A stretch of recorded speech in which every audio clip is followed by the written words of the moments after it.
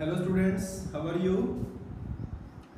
So welcome to my YouTube channel Maths Marathon by Sunil sir, a tutorial series of class 10. So today I am going to start your chapter number 2, which is what is a polynomial. So polynomial एक expression है आपका जो कि इस form में होगा आपका a not से स्टार्ट करेंगे आप ऐसे कांस्टेंट से plus a1x plus a2x2 and so on an xn. So this is a polynomial. This is a polynomial of degree n. Polynomial of degree n. अब डिग्री n का polynomial कब होगा? जब आपका ये वाला a n जो है वो नॉट इक्वल टू 0 होगा, because this a not a1 a2 a ये सभी आपके रियल नंबर्स हैं और रियल नंबर्स में 0 भी होता है, बट ये आपका 0 नहीं होना चाहिए, तो इसकी डिग्री आपकी n होगी. अगर ये 0 हो गया तो इससे प्रीवियस वाला जो होगा वो उसकी डिग्री बन जाएगा, राइट. सो अपने छोटी क्लासेस में देखा है 9th क्लास में कि कुछ टाइप्स ऑफ पोलिनोमियल वहाँ पर है, जैसे लीनियर है, क्वाड्रेटिक है, क्यूबिक है एंड सो ऑन. सो एक लीनियर पोलिनोमियल के लिए आप क्या करेंगे? लीनियर पोलिनोमियल जब आपका डिग्री क्या होगा? when degree is 1. and what is the standard form to write linear polynomial? कैसे लिखते हैं उसे? ax plus b. आप उसको ऐसे लिखेंगे लीनियर को, इसकी डिग्री 1 है. Similarly you right quadratic, quadratic polynomial जिसकी डिग्री कितनी हो जाएगी? 2. और how you right? Standard form ax square plus bx plus c. So this is the standard form. Or in this case just mention a not equal to 0, here also a not equal to 0, क्योंकि अगर a 0 हो गया तो वहाँ पर क्या बचेगा? सिर्फ b बचेगा और यहाँ पर ये bx plus c बचेगा. तो ये जो है आपका coefficient of highest power, it should not be 0, ये 0 नहीं होना चाहिए. फिर आपके पास है cubic, so degree is 3, and what is the standard way to write? ax cube plus bx square plus cx plus d, right? So this is the way, and of course in this case a is not equal to 0. So these are the way you write linear, quadratic, cubic and many more polynomials, but when you write having degree 4, so you say that it is a polynomial of degree 4. Now coming to the very important concept which we are going to study in total chapter number 2, that is zeros of a polynomial. And I think in 9th class आप उसे पढ़ भी चुके हैं zeros of polynomial के बारे में. zeros of a polynomial. तो zeros of a polynomial आप 9th class में, so zeros of a polynomial means what? zeros of polynomials means कि आपका एक पोलिनोमियल है px, ठीक है. तो 0 से मतलब हमारा ये है कि x की वो वैल्यू जिसके लिए px आपका 0 बन जाए, x की वो वैल्यू जिसके लिए आपका ये px जो है 0 बन जाए. So x equals to a is 0 of px if p of a becomes 0. After putting a in p, if you get pa is 0, then उसको हम बोलते हैं कि ये उसका 0 है. तो क्या आप क्या कर सकते हैं इसमें? हाउ इसका मेनली ज्योमेट्रिकल मीनिंग क्या है इसका? जो लिखा है what is the geometrical meaning of this? p of a 0 होने का मतलब क्या है? आपने 9th क्लास में ग्राफ को थोड़ा देखा था, हमने देखा था graph x axis y axis के बारे में, उसमें कुछ पढ़ा था हमने, ठीक है ना. तो यहाँ पर जो ये px है basically it is represented by y here, x axis, and जो y आपका है वो क्या है? वो px है आपका. तो मान लो आपको कोई भी पोलिनोमियल दिया है, आपको उसको ग्राफ ड्रॉ करना है. आफ्टर ड्रॉइंग दैट ग्राफ अगर आप देखें कि आपको y 0 हो गया, अगर कभी y 0 हो गया आपका, तो x की किस वैल्यू के लिए y 0 हुआ? वही तो आपका उस px का उस पोलिनोमियल का 0 होगा ना. जैसे कि मान लो आपको हम देते हैं यहाँ पर that y px equals to x plus 2. तो for different values of x हम यहाँ पर एक ग्राफ बनाएंगे। तो x के डिफरेंट वैल्यूज पुट करते हैं। तो x की डिफरेंट वैल्यू मतलब यहाँ पर हमने x की जगह पहले क्या पुट किया, 0 पुट किया। तो p0 it means it is 0 + 2। फिर इसमें हमने 1 पुट किया, 1 + 2 3।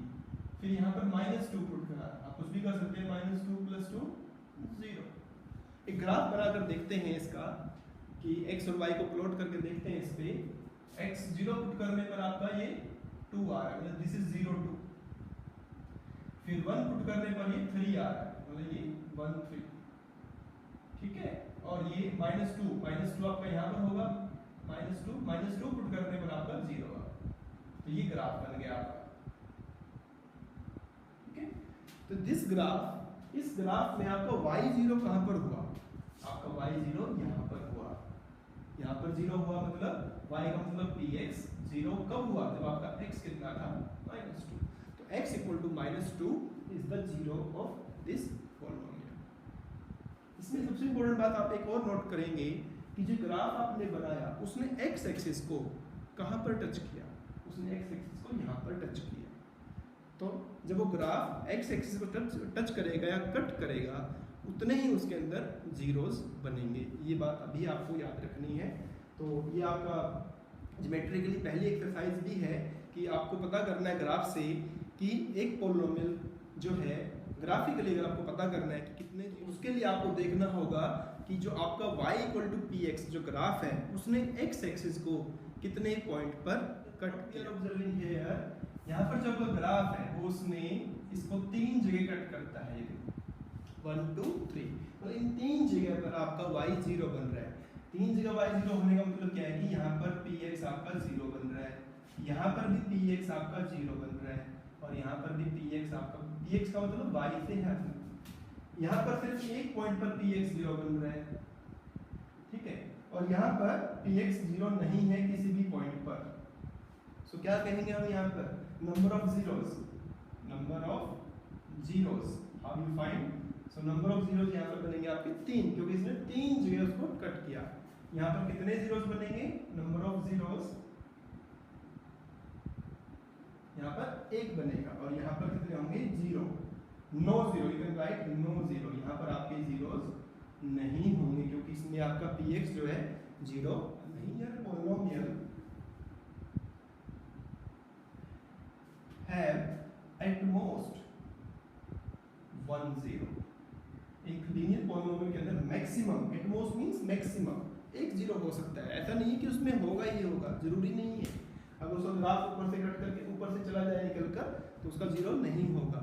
तो एक लीनियर के अंदर मैक्सिमम कितने होंगे, एक 0 होगा। क्वाड्रेटिक में,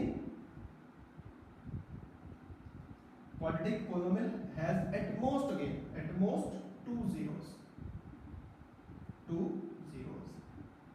Similarly, cubic has at most 3 zeros। Cubic में कितने होंगे, in board exams or in your examination a question came from here that find how many zeros a polynomial at most have। So ऐसे ही अगर देखा जाए तो एक polynomial जिसकी डिग्री n है उसमें at most कितने zeros होंगे, सही सोच रहे हैं, n जीरोस उसके अंदर होंगे, क्योंकि जितनी उसकी डिग्री है उतने ही जीरोस उसके अंदर मैक्सिमम हो सकते हैं, right. Very now coming to the new topic, that relationship between zeros and coefficient of a polynomial, right. अभी हमने जीरो फाइंड करना सीखा कि कैसे आप जीरो फाइंड करेंगे। जीरो कैसे फाइंड करेंगे आप, जीरो कैसे फाइंड करेंगे आप कि x की वो वैल्यू जिसके लिए आपका पॉलिनोमियल 0 बन जाए, that is your 0। And after getting that 0 आपको चेक करना है कि जो क्वाड्रेटिक पॉलिनोमियल दिया है आपको, जो पॉलिनोमियल दिया है आपको, उसके जो कोफिशिएंट्स हैं और 0 में क्या कनेक्शन है, थोड़ा उसको समझते हैं, देखते हैं। सो देखिए आपके पास एक लीनियर पॉलिनोमियल है यहाँ पर।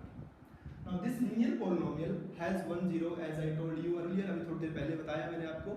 जीरो कैसे निकालते हैं, 9th क्लास में देखा था हमने जीरो कैसे निकालते हैं। To find zero, what will you do, क्या करते हैं आप इसके लिए, आप इसके लिए इस पॉलिनोमियल को ही 0 पुट कर देते हैं, ऐसा करते थे ना। या तो बाय इंस्पेक्शन आप डायरेक्ट देख लेते थे पुट करके कि क्या वैल्यू रखने पर 0 बन रहा है, बट ऐसा हमेशा पॉसिबल नहीं है, तो अब इसमें कुछ वैल्यू पुट करके देख ली, तो ऐसा हमेशा पॉसिबल नहीं है। तो आप क्या करते हैं, आप उस पोलिनोमियल को ही जीरो पुट कर देते हैं। तो after putting that polynomial zero you will get that x equals to b by a। Now this is your zero, this is basically what, this is your zero, and ये क्या है आपके दोनों, देखिए ध्यान से, ये आपके कोफिशिएंट है उस पोलिनोमियल की। Now your zero is equal to minus b by a. Now the 0 and b and a has some relationship here.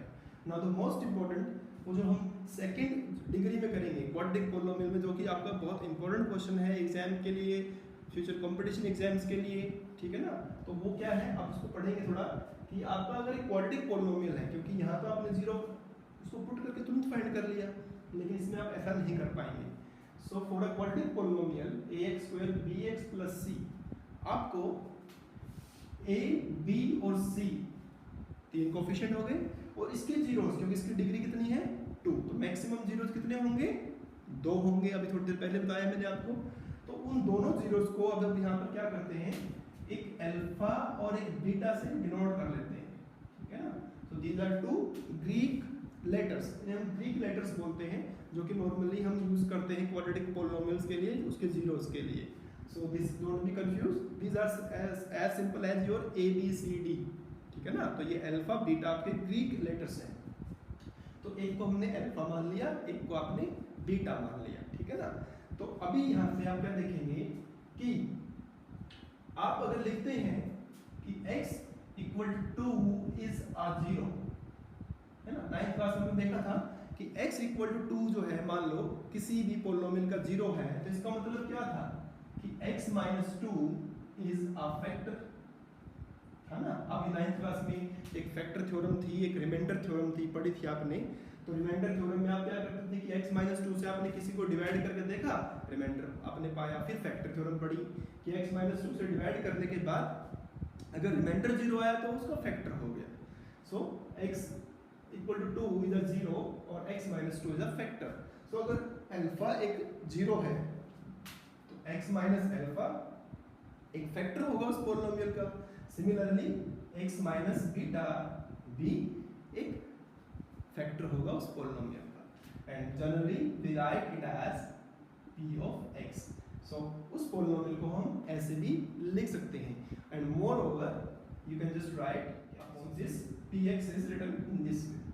Now if you multiply this, x into x is x square, x into beta, beta x, alpha x plus alpha beta, अपने ऐसे multiply कर लिया है। फिर आप क्या करेंगे, k it is x square minus, इन दोनों में आपने क्या करा, alpha plus beta, x common ले लिया, अल्फा बीटा। अब k को मल्टीप्लाई करिए अंदर, k x square alpha plus beta x, और साथ में क्या आएगा, alpha plus beta kx plus alpha beta k।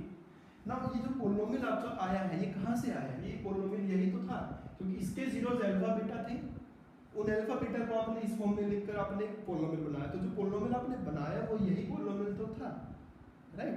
सो आप क्या करेंगे, इस पोलिनोमियल को, ये भी तो आपका px है एक्चुअली, तो ये भी px है, ये भी px का, इन दोनों को कंपेयर करेंगे, मतलब इसको इसके इक्वल रख देंगे आप।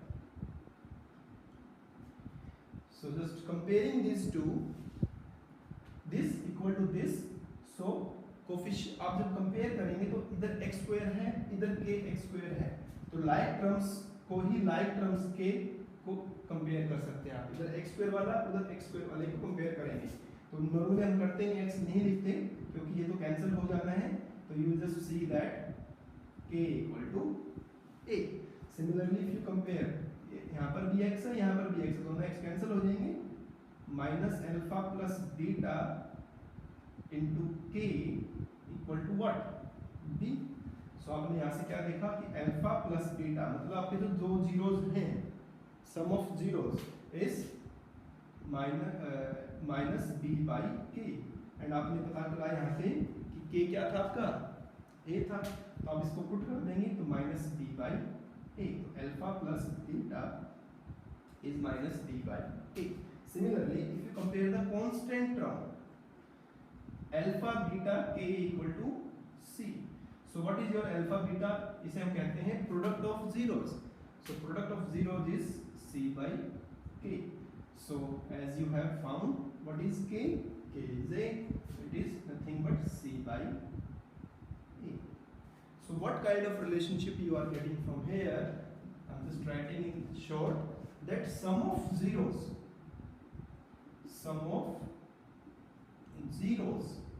just mention alpha plus beta is minus b by a, right? So alpha plus beta, just saying that कि आपकी जो जीरोज हैं और जो कोफिशिएंट उनमें क्या रिलेशनशिप है. तो जब दोनों को जोड़ोगे तो ये जो b और a है माइनस b बाई a बन जाएगा.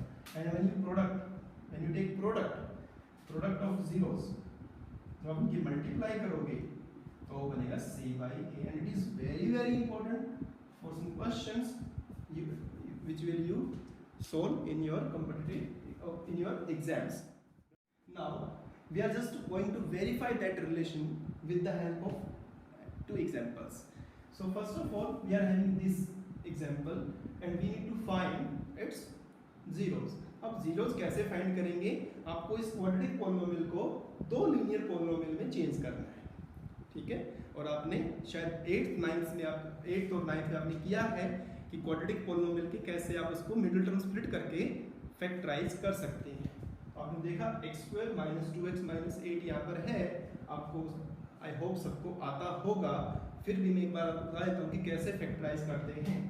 आप यहाँ कोफिशिएंट देखेंगे 1 है, उसको इससे मल्टीप्लाई करेंगे तो 1 × -8, तो ये कितना हो गया? -8.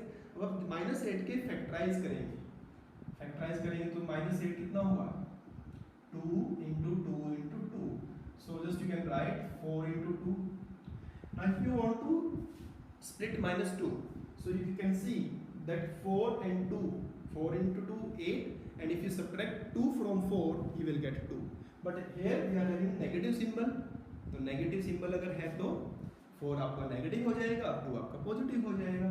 So just write x² - 4x plus 2x minus 8, right?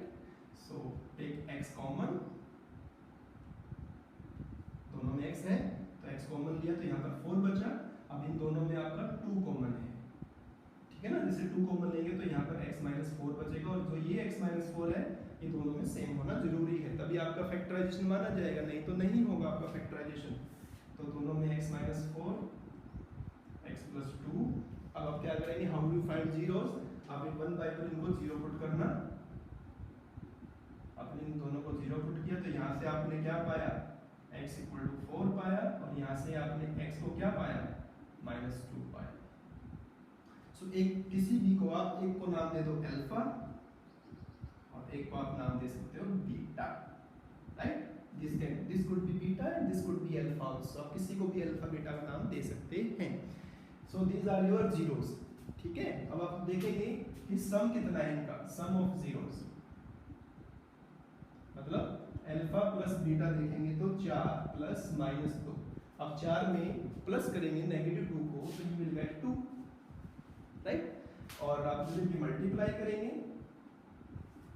मतलब अल्फा बीटा, तो 4 की मल्टीप्लाई -2 से करनी है which is -8.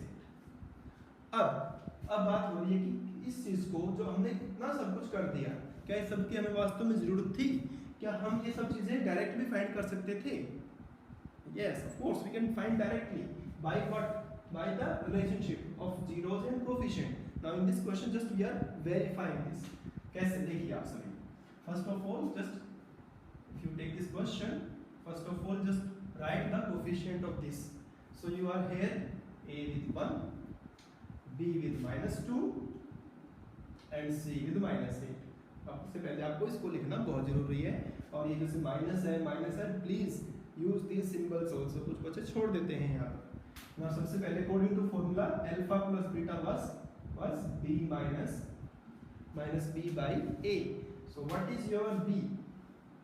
-2, a is 1, so ये दोनों कैंसिल हुए. क्या बचा? 2 बचा. And how you find alpha beta? Multiplication अगर है आपके पास तो c by a. तो c by a अगर आपको फाइंड करना है तो which is -8 by -1 is -. सो अगर किसी क्वेश्चन के अंदर डायरेक्टली आपको सम और उसका प्रोडक्ट निकालना हो, सो क्या इतना सब कुछ करने की जरूरत है? ऑफ कोर्स नॉट, हमें नहीं जरूरत है। हम डायरेक्टली ऐसे भी दो जीरोस का सम और प्रोडक्ट फाइंड कर सकते हैं। And this is the verification of my formula, जो मैंने अभी थोड़ी देर पहले ड्राइव किया था। आप उसको क्वेश्चन की हेल्प से भी कर सकते हैं, right students? Similarly you can go with this problem, जैसे कि आप देखेंगे how you factorize it because the middle term is absent here. So for this, what will you do? You just make it perfect square, whatever the number is given here. So आप उसका root कर दो और उसका square कर दो तो हो जाएगा वो भी, है ना? And what is the identity of a square minus b square? Very good, आप सही सोच रहे हैं. It is a minus b, a plus b, है ना? अब आप इसको 0 पुट कर दो, इसको 0 पुट कर दो, you will find t equals to root 15, t equals to minus root 15. एक को अल्फा ले लो, एक को बीटा ले लो, और इस तरीके से इसको करने की कोशिश करो। और कुछ आपकी प्रॉब्लम्स हैं एक्सरसाइज में, उनको सोल्व करने की। Students, we are having two questions here. If alpha beta are zeros of this polynomial, quadratic polynomial, and we are here to find alpha square plus beta square, and here 1 by alpha plus 1 by beta, right? So if I give this question to you, तो आपके दिमाग में सबसे पहले क्या जाता है? और अमूमन आपके क्या सभी बच्चे यही सोचते हैं कि सबसे पहले इसके अल्फा और बीटा निकाल लो। अभी जो मैंने आपको बताया था, फैक्टराइज करके स्प्लिट करके सोल्व कर लो।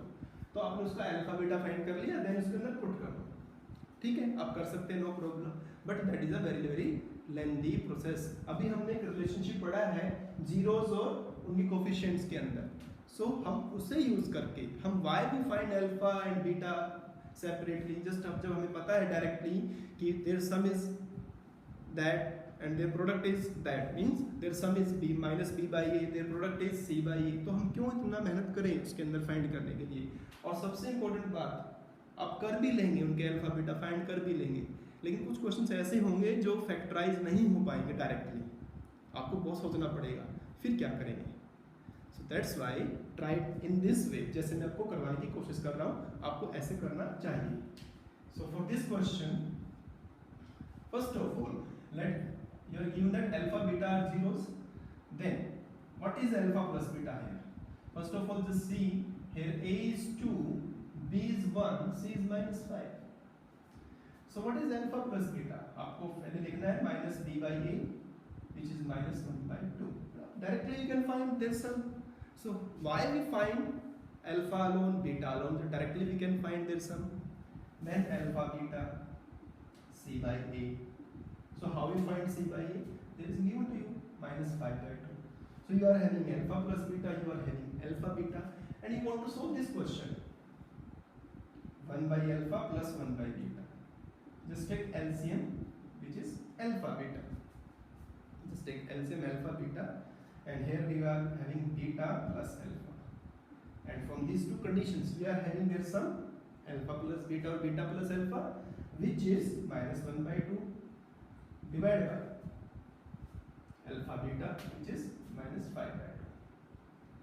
Cancel, 2 to 2 cancel, answer is 1 by 2. Easy now?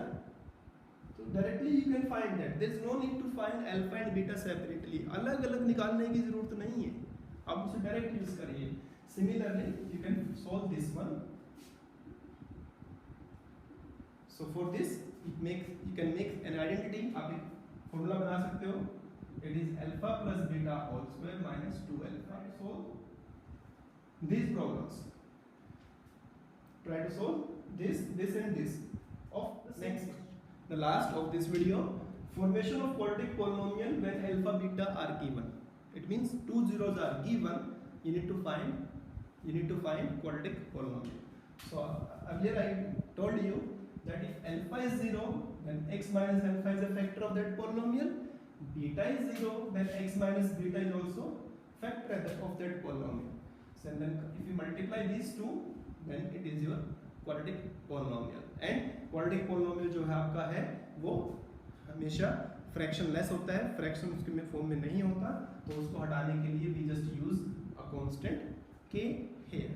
So this is your quadratic polynomial.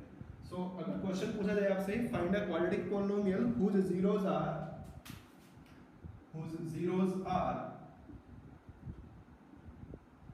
-1 and 2, तो अगर -1 और 2 किसी के जीरोस हैं तो आप क्वाड्रेटिक पॉलिनोमियल आपको फाइंड करना है.